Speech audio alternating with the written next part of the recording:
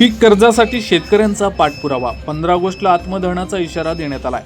पीक कर्ज नाकारल्याचा आरोप तहसीलदारांकडे निवेदन देण्यात आले। पीक कर्जासाठी बँकेकडे वारंवार पाठपुरावा करून ही कर्ज मिळत नसल्यानं अळणी तालुक्यातील एका अल्पभूधारक शेतकऱ्यानं संताप व्यक्त करत 15 ऑगस्ट रोजी आत्मदहन करण्याचा इशारा दिलाय। याबाबत शेतकऱ्यानं तहसीलदार अळणी यांना निवेदन देऊन तातडीनं दखल घेण्याची मागणी केली आहे। निवेदनानुसार संबंधित शेतकरी पीक कर्जासाठी सेंट्रल बँकेकडे पाठपुरावा करत आहे, मात्र जमिनीच्या कर्जाशी संबंधित कारण पुढे करून पीक कर्ज नाकारल्याचा आरोप शेतकऱ्याने केलाय।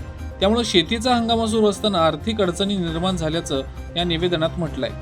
शेतीचा खर्च भागवण्यासाठी पीक कर्जाची गरज असून बँक प्रशासनानं शेतकऱ्याची अडचण समजून घेऊन नियमानुसार तातडीनं योग्य निर्णय घ्यावा अशी मागणी करण्यात येते।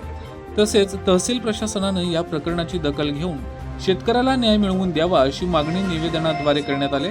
आत्मदहनाचा इशारा ही गंभीर बाब असल्यानं प्रशासनानं वेळीच हस्तक्षेप करणेच गरजेचं आहे। दरम्यान शेतकऱ्यानं केलेल्या आरोपांबाबत संबंधित बँक प्रशासनाची अधिकृत भूमिका अद्याप समोर आली नाही आहे। शेतकऱ्यांनी सवाल केलाय की पीक कर्ज मिळत नसेल तर अल्पभूधारक शेतकऱ्यांनी शेतीचा खर्च भागवायची तयारी कशी करावी। आत्मदहनाचा इशारा हा संबंधित शेतकऱ्यानं निवेदनातून केलेला दावा आहे। प्रत्यक्षात आत्मदहनाची घटना घडलेली नाहीये। VPL न्यूज महाराष्ट्रासाठी अळणी तालुका प्रतिनिधी विकास ठमके।